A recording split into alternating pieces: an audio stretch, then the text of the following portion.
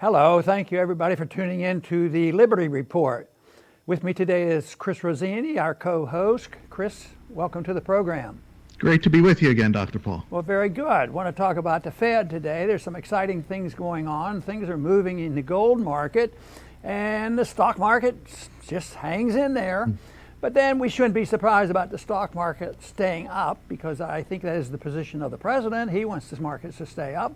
That's the purpose of the plunge protection team and all the financial administrators in Washington. You can't let the stock market drop or people will get nervous about what's really happening.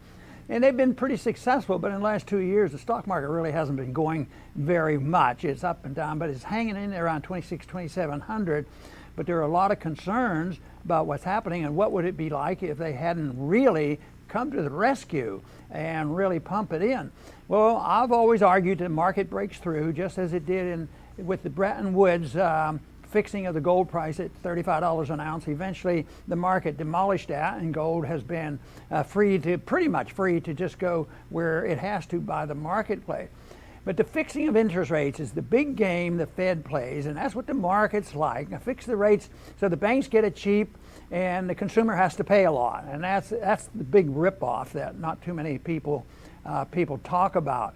But this thing has been going on for quite a while, but I think they're getting very nervous, because I think, Chris, this 6 weeks ago approximately, there was a big event.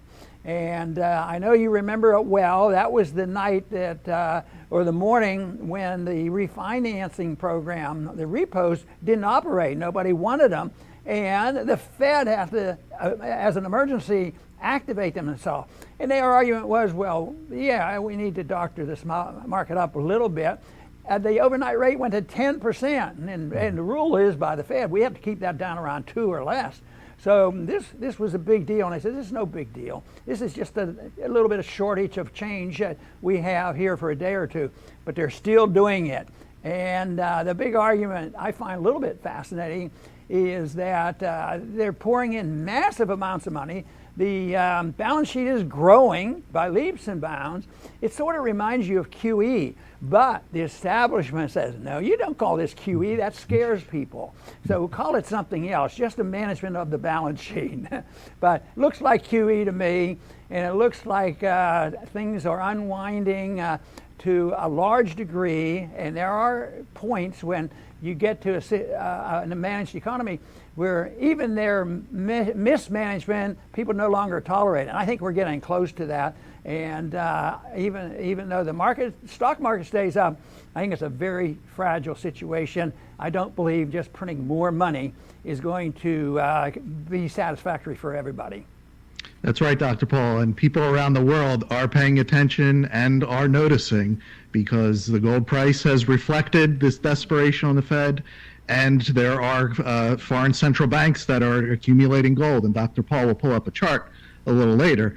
But I'm going to do something that no American is ever supposed to do, and that's put myself in the position of people in foreign nations. So if I'm in another nation, I have these dollars that I see in my wallet, and I look across the ocean and I see in America, and they spend $1 trillion, about more than they pull in, the government, which is pretty irresponsible. And this same country also has 22 trillion in debt, which is very irresponsible. And it has made promises of over 100 trillion to people, whether it's Social Security, Medicare, which is extremely irresponsible. And then to top it off, there's a gaggle of socialists that are trying to become president, promising free everything, healthcare, education, which is insane. So if I'm across the ocean looking at this, the very first thought I think to myself is, where's the nearest gold dealer? Yeah, this whole idea and principle and temptation to borrow and spend and not worry about it, it's like an infection. It's very infectious, and it has engulfed our whole society. Even though the people who believe in frugality, saving, and planning, and there's a bunch that would like to do it, but the monetary system sort of prevents it from happening. They really get robbed. You take the middle class that sort of just ambles along. They take out the student loans and they pay above market rates for that, more than they should, just like government does, and the government encourages them to do it because the banks make money on this. But what about the credit cards? That's young and old, but the middle class that can't quite keep up, they use their credit cards. Credit card interest rates of 17%. That's closer to a market rate, of what would happen if the money in the banks that would be loaned out for whatever reason was determined by people's saving. Interest rates would probably be 3 or 4%, and maybe a risky customer might be 5%. But it wouldn't be 17. There's a lot of risk, and the risk is being borne by those people in the middle class. And there's another interesting statistic to show that we're not well prepared for this is doing a polling of the middle class. One half of the middle class claim they do not have money monthly to keep up with their regular bills. So if we think these borrowing efforts are high, they're going to get worse until they stop, and you just can't keep printing money. I always find it fascinating that I remember them talking about it so much in the 70s when we had stagflation, prices were going up, and you had the recession. And the complaint was, we just don't have enough money. They never said the money's not buying enough. They said, we don't have enough money. And that's more or less what they're saying now. There's not enough money to work their repo programs, and they say there's just enough. There's $1.5 trillion of excess reserves flying out there. They increased the balance sheet by almost $4 trillion, and it's still up to $4 trillion. It's gone back up again since this past month or so. So there's a lot of money there. The one thing they don't have, they have a monopoly on creating money and credit, and they can favor certain groups like the banks and the military-industrial complex. But eventually, it doesn't do exactly what they want. They probably wanted to believe that just pumping the money in there, which was to save the financial system, would also help the average person. It saved the financial system. It's messy though, and right now there's what they've traded off was a mess that they contained by creating a bigger bubble. So in some ways, Trump may have won this political battle. I don't think he's won the economic fight, but there was a disagreement just a few months ago with him and with Powell. But there's not much talk about that. Powell's doing exactly what Trump wants, and I know exactly what must be going through Trump's mind. Can we get this election here soon before the big event occurs?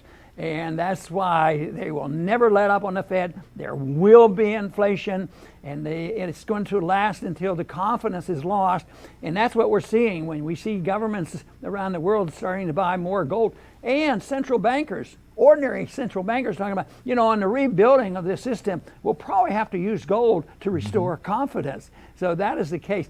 I do at this time, Chris, want to call attention to what the Germans have been doing. They have been selling gold for 21 years, but this last month they started buying gold. If we could have that chart up, Sarkon. Yeah, there we go.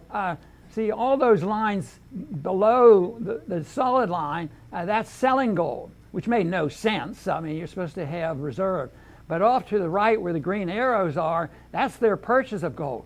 That is a dramatic change, and that is when the overnight rates soared, to 10%. The Fed came to a rescue. They pretended to be surprised. They shouldn't have been, but maybe they were hoping it wouldn't happen. But Chris, I think this sort of fits into your argument that the central banks of the world are looking at gold again. That's right, because gold, as we've said many times on the show, it has been money for 6,000 years. That's a long time in human history. But now you're not supposed to even know that. But if you do know that, you're supposed to expect that you live in some kind of advanced magical society where with these PhD people are going to manage money. And we could see what they have done, and the central banks, despite what they say to the public that gold isn't money, they know that it is, and they buy gold for themselves. They hold gold, especially if you look at Russia and China. And even people will remember Dr. Paul asking then Fed Chairman Bernanke, if gold isn't money, why do you hold on to it? Why don't you just sell it? And he said, Bernanke said, tradition. Yeah, right. So they know that when crisis hits, they want to make sure that they have the gold. Everybody else, you'll be stuck with the paper that's losing value and you're buying less and less. But they make sure that they have the money that's been, money for 6,000 years. Well, I think many countries around the world, not only maybe other central bankers, but all the other governments and the people are getting tired of what we do. Our foreign policy is very annoying by dropping a lot of bombs and pretending we're the policemen of the world. I think that our respectability is definitely dropping. But this has started a while ago. There's been countries that put gold in New York, Fed Bank, and it was held there. This was sort of in the atmosphere of World War II because we were seen much more favorably when we weren't an empire, but we went to a rescue, and that was the beginning of the empire. But they sort of liked us for us, and they trusted us. We weren't going to be invaded. So they put the gold in the banks, the Federal Reserve banks in New York City. And now they're, repatriating. Germany has done this, a large amount of, over 600 ounces, 600 tons of gold they've repatriated back to their country, assuming that they don't want it in New York. But others have done that too, and they've asked for it. As a matter of fact, even Texas is working on a project to try to get gold and silver to be legal tender in the state, but they've been storing some gold and they've had it at the Federal Reserve, and now they're working hard to get it out of the Federal Reserve. So they're probably sort of like these other countries that don't want the gold to be elsewhere. But no, I think it's going to be hard to repatriate. It's going to be hard to get a new currency or restore our currency without the use of gold. And of course, Chris, and I'm sure you recall that when I was in Congress, I worked real hard on this, believing what is happening now would come. And I had proposals that would have made the Constitution legal, and that would have been a gold and silver standard. Mm-hmm. But I never thought that would happen. It was the spending that was the problem. But what I wanted to do was try to get people prepared for this and make sure an alternate currency would be legal. An alternate currency for me right now is the constitutional money of silver and gold, because you're not allowed to use that as legal tender because the Federal Reserve notes are legal tender. So they didn't do that. But I think the way my bill is written is the market can help decide if they do everything legally, no fraud. Not only could they legalize gold and silver as a currency, they could use other things. And if they find out that there is cryptocurrencies or things that work, they ought to be able to do this. And whether or not a law gets passed like that, that's more or less what happens when a society collapses. There's always something used as money. I'll bet there's been hidden dollars and commodities and gold and silver, all sorts of things in places like Venezuela and Zimbabwe and the South American countries. No, after war, generally they will find some type of something, a commodity that they can use. And I just want to make sure that people realize that we need to change things to make sure it's absolutely legal. But when there's total chaos, it's sort of like what happened on the Bretton Woods when it became chaotic trying to fix rates with gold at $35 an ounce. It wasn't working, and people had to prepare, and that finally happened. And I think we're in the midst now of the early stages of major changes. And I believe this is a reflection of our foreign policy, the deficits that we're running up, the $1 trillion a year that we're spending. And I always had a saying about this, that when they would ask me about taxes, should we raise or lower taxes, and which tax should we do, how should we collect the revenues we need? But I always try to make a point that spending is the tax. Because if government's spending $1 trillion that they don't have, if they're going to have an income tax go up to pay it, it's not going to work. People don't have it, so they run up the debt. So what do? They borrow money, but then people don't want to borrow the money. Interest rates go high. And then they start printing the money, And it always hurts the middle class, all this mischief. And they say, well, the middle class doesn't really pay a whole lot of income taxes, but they suffer the consequences of inflation and distortion and loss of jobs. The best example of this, Chris, I'm sure we could use as a point, what happened during the big depression, recession here in 07, 08. The middle class wasn't rescued. They didn't get the bailout. No, they didn't. And I'd like to close, Dr. Paul, I'd like to credit Peter Schiff for this because he brought it to my attention on Twitter. There was a statistic that came out, maybe our viewers saw it, that 50% of American workers today are earning less than $33,000 per year. And Peter pointed out that that's about 22 ounces of gold per year. That's what an American is earning before taxes. Now, over 100 years ago, Peter points out, without any government mandates, minimum wages, labor unions, or taxes, Henry Ford was paying his factory line workers 65 ounces of gold per year, tax-free. So that means that in real money, from 100 years ago to today, real money like gold that retains its purchasing power, factory workers made triple what the average American makes today with the biggest government on earth, with college degrees. This is what they have done to America. They've bled it dry. And, it doesn't take a PhD to understand that gold is money. And Americans that lived before us lived pretty well and were paid pretty well without all this government intervention. Very good. And I'm going to close by reemphasizing the things that I talk about so much. And that is, why does this happen? Well, people want a free lunch, and they think they can get it by this mystical method of monetizing debt and printing money and undermining exactly the system that you were talking about. But it is a political problem because people like it, and they know that they have to keep it going. That means more borrowing and spending. You can't just wean people off. It won't happen. We should try and make the point. But it is a political thing in the sense that both parties want to ignore it. They fight like cats and dogs. But how many presidential candidates right now, and we'll include the president in this, and all the Democrats, how many are saying, we ought to get our fiscal house in order? Don't you think we ought to cut back a little bit? Don't you think we're overspending? Don't you think we're overprinting money? And don't you think the Federal Reserve has too much power? Don't you think the FBI and the CIA has too much power? What should the role of government be? How do you know what it's supposed to be? Well, if you're really confused, we're supposed to read the Constitution, and they give us a pretty good outline, which we totally ignore. But how many people are mentioning that in the presidential race right now? And nobody's talking about that. They're talking about if a Democratic candidate offers some program, it's sort of like bidding. The next guy comes along and says, I can do better than that. Not only will I pay for all that, I'm going to give them all this too. How are you going to pay for it? Well, we won't worry about that. We have this modern monetary theory that uses the Federal Reserve like this is a new idea.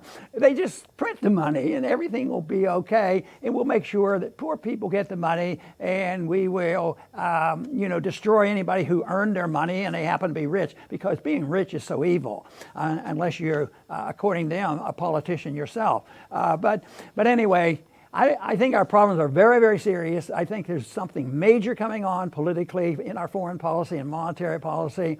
I don't think it's complex. I think the answers are rather clear-cut. I think the founders understood the best system ever offered before, but I think the American people have forgotten it. And if we want to spread American goodness around the world, it shouldn't be with blood and guns and all this thing and fiat money. It should be by getting our house in order and setting a good example for other people. Instead of forcing us on other people and pretending that we know what's best for everybody, we should set an example. And I believe that what would result is we'd have more peace and more prosperity. Not a perfect society, that's not possible. It would be a lot better than what's coming. And that's what we have to offer. And we'll have a chance to do this because I think we're going to further lose the credibility around the world, both in being the kingpin financially and militarily and in charge of the reserve currency of the world. I want to thank everybody for tuning in today to the Liberty Report. Please come back soon.